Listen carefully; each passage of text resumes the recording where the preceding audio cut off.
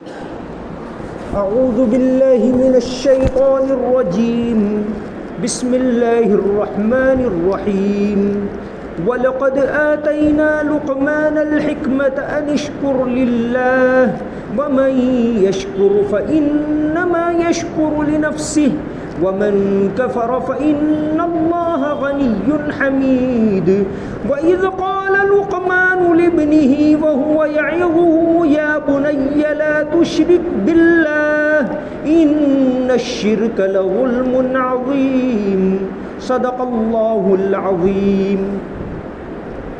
ہم نے لقمان کو دانش مندی عطا کی اور ان سے کہا کہ اللہ کا شکر کرتے رہو۔ جو کوئی اللہ کا شکر ادا کرتا ہے وہ خود اپنے فائدے کے لیے شکر ادا کرتا ہے، اور اگر کوئی ناشکری کرے تو اللہ بڑا بے نیاز ہے، بذات خود قابل تعریف ہیں۔ اور وہ وقت یاد کرو جب لقمان نے اپنے بیٹے کو نصیحت کرتے ہوئے کہا تھا کہ میرے بیٹے اللہ کے ساتھ شرک نہ کرنا، یقین جانو شرک بڑا بھاری ظلم ہے۔ یہاں سے اس سورت کا وہ حصہ شروع ہوتا ہے جس میں حضرت لقمان علیہ السلام کی نصیحتیں ہیں۔ سب سے پہلے اللہ تعالیٰ نے فرمایا وَلَقَدْ آتَيْنَا لُقْمَانَ الْحِكْمَةَ، ہم نے لقمان علیہ السلام کو دانش مندی عطا کی، اور یہ دانش مندی عطا کرنے کے بعد اللہ تعالیٰ نے ایک نصیحت حضرت لقمان علیہ السلام کو کی۔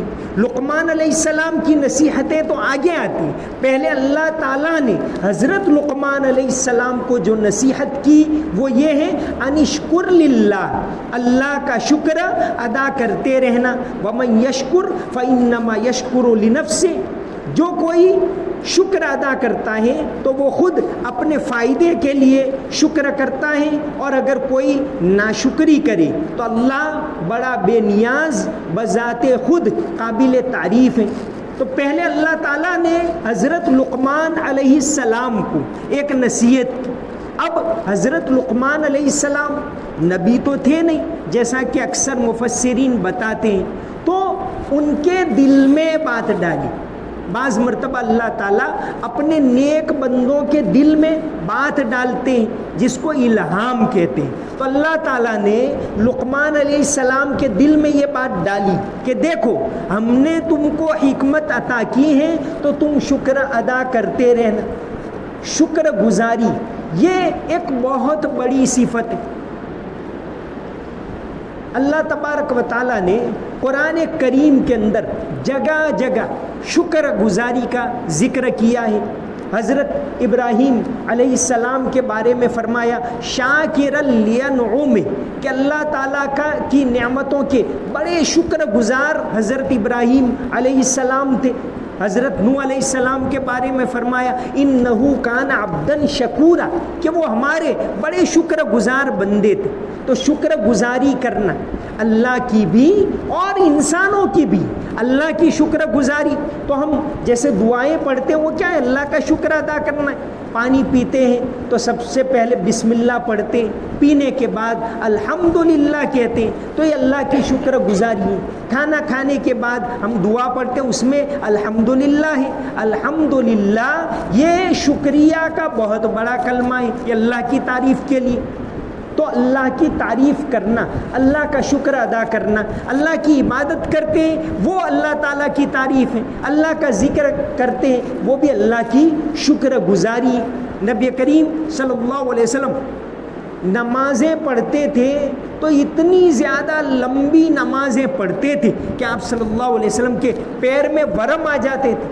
حالانکہ اللہ تبارک و تعالیٰ نے آپ کے بارے میں فرمایا لیغفر لک اللہ ما تقدم من ذنبک وما تأخر، اے پیغمبر صلی اللہ علیہ وسلم ہم نے آپ کی اگلی پچھلی تمام کوتاہیاں معاف کر دی، اس کے باوجود آپ ایسی نماز پڑھتے تھے۔ آپ صلی اللہ علیہ وسلم سے پوچھا گیا کیا یہ اللہ کے رسول اللہ تعالیٰ نے تو آپ کو معاف کر دیا، پھر آپ کیوں اتنی لمبی لمبی نمازیں پڑھتے؟ تو آپ نے فرمایا افلا اکون عبدن شکورا، کیا میں اللہ کا شکر گزار بندہ نہ بنوں؟ تو ایک ہے اللہ کا شکر ادا کرنا، دوسرا ہے بندوں کا شکر ادا کرنا۔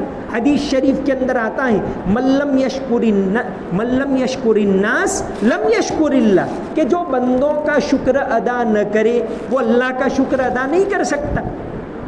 کوئی آدمی آپ کے ساتھ اچھا برتاؤ کرے، کوئی کام کر دے، کام آئے، تو آپ اس کو شکریہ کہو، جزاکم اللہ کہو، یہ کم از کم زبان سے شکریہ ادا کرو۔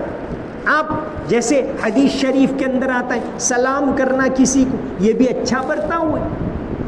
اسی طرح کوئی آدمی آپ کے ساتھ بھلائی کرے، حدیث شریف کے اندر آتا ہے تحادو تحابو، کہ آپس میں ایک دوسرے کو ہدیہ دیا کرو، آپس میں محبت بڑھے گی۔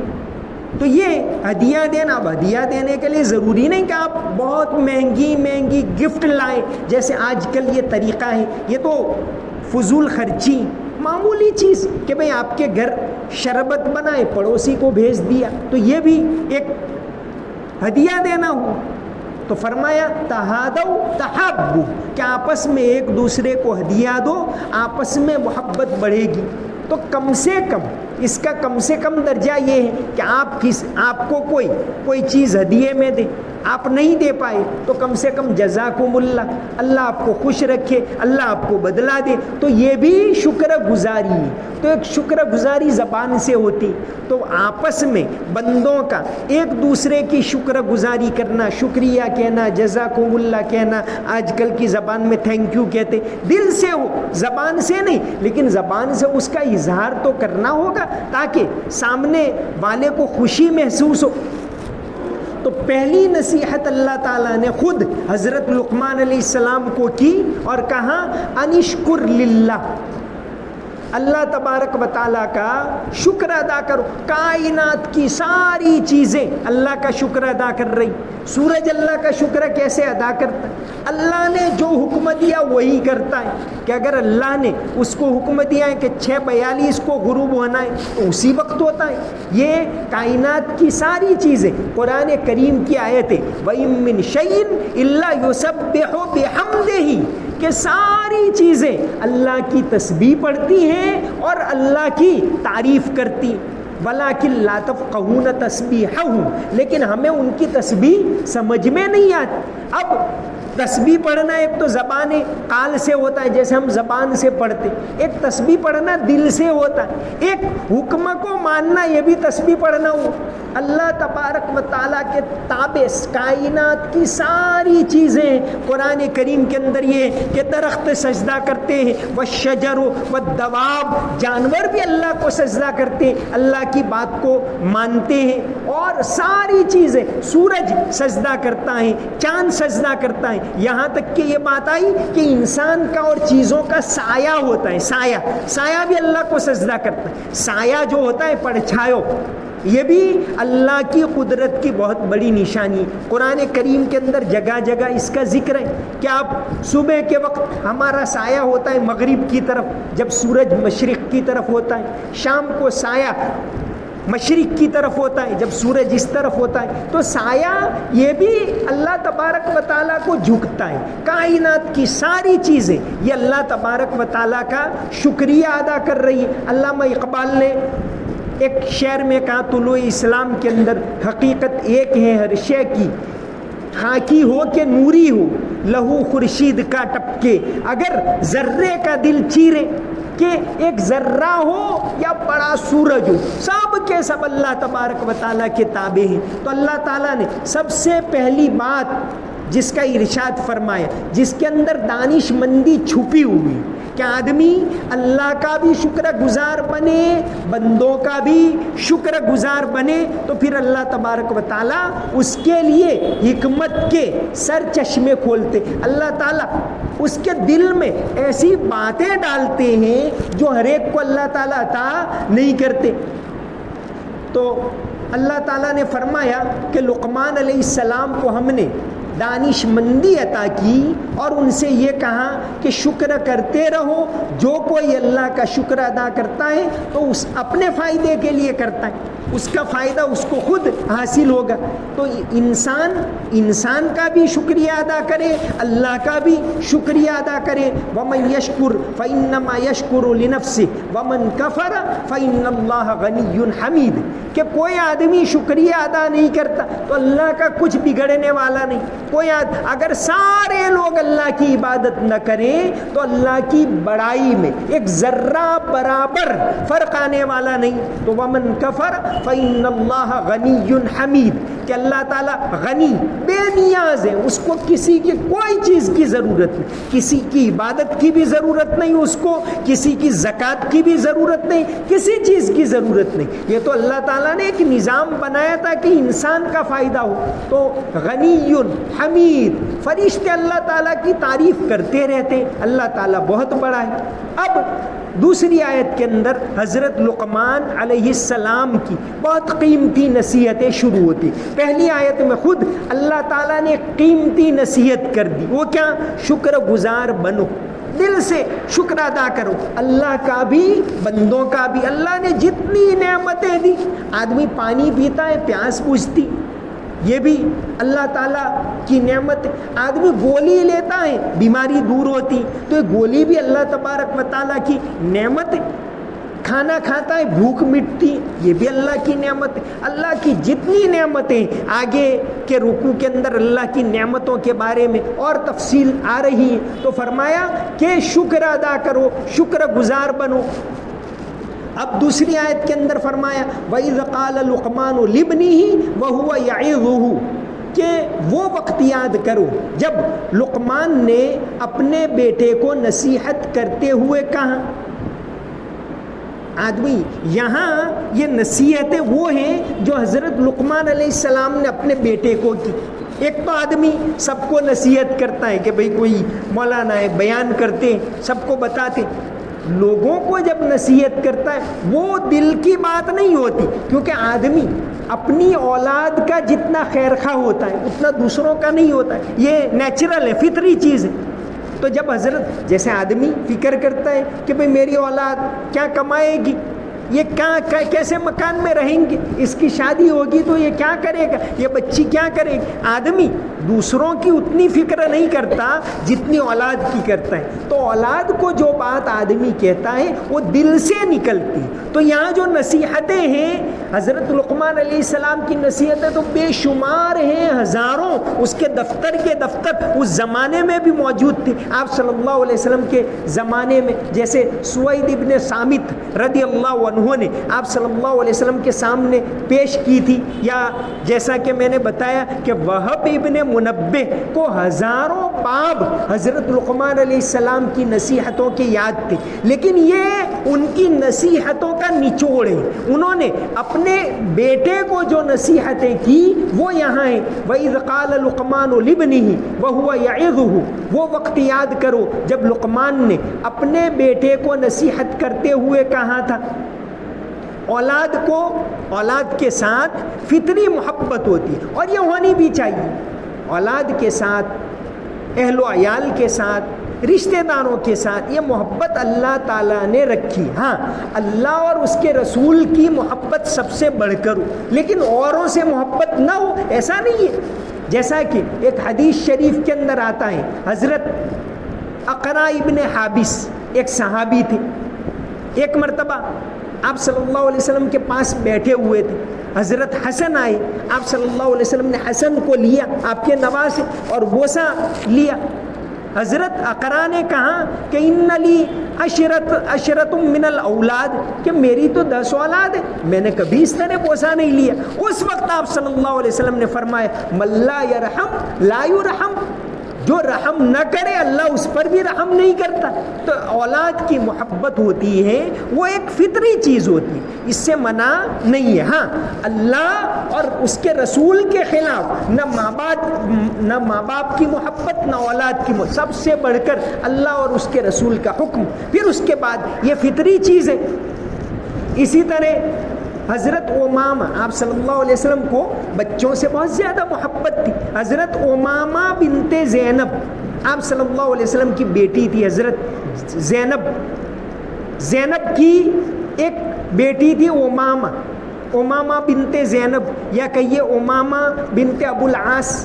زینب کی شادی ہوئی تھی ان کے خالہ زاد بھائی. حضرت زینب ہیں وہ حضرت خدیجہ کی بیٹی تھی. چاروں بیٹیاں حضرت خدیجہ کی تھی. حضرت زینب، حضرت فاطمہ، حضرت رقیہ اور حضرت ام کلثوم، یہ چار بیٹیاں جو آپ صلی اللہ علیہ وسلم کی تھی وہ چاروں حضرت خدیجہ سے. تو زینب تھی، ان کا نکاح ہوا تھا ابو العاص.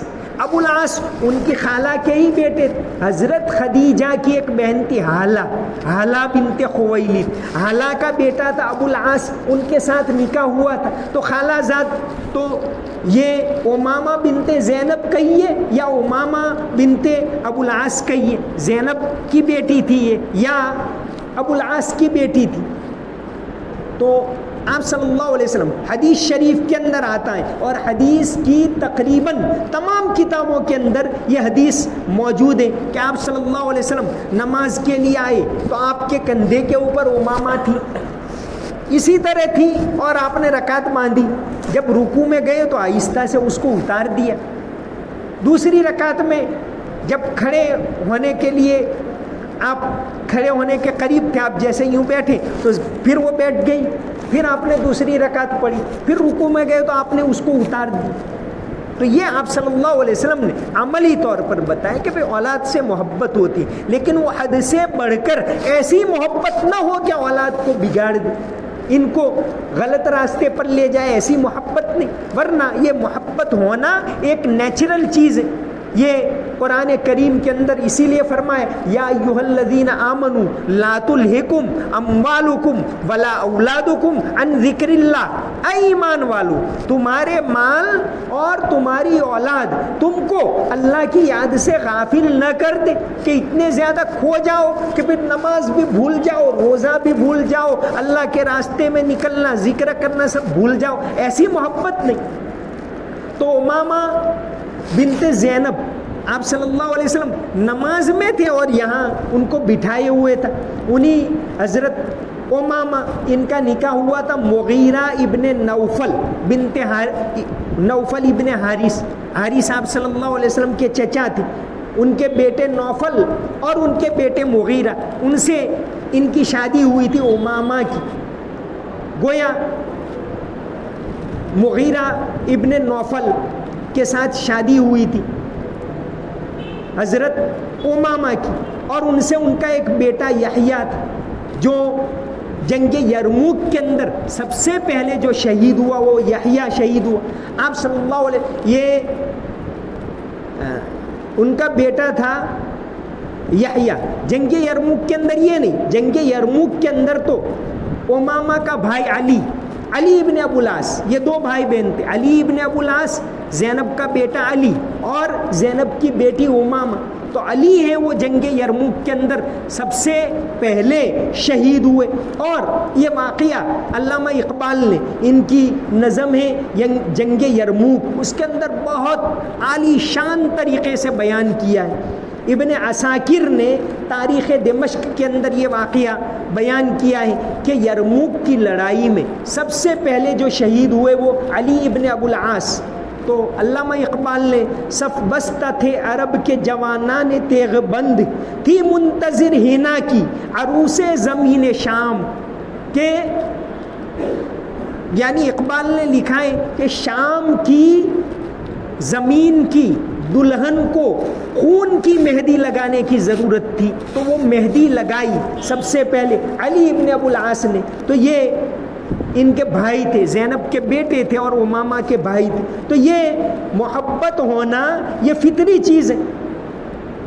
آپ صلی اللہ باقاعدہ کتابوں کے اندر باب باندھا گیا ہے. مسلم شریف کے اندر ہے باب و رحمتہ صلی اللہ علیہ وسلم الصبیان، باب و رحمتہ ہی صلی اللہ علیہ وسلم الصبیان، کہ آپ صلی اللہ علیہ وسلم بچوں سے کیسی محبت کرتے تھے. تو حضرت لقمان علیہ السلام یہاں اپنی اولاد کو، اپنے بیٹے کو نصیحت کر رہے ہیں کہ بیٹا سنو، آج کل اتنا زیادہ ماں باپ اور اولاد کے بیچ اتنا گیپ ہو گئے.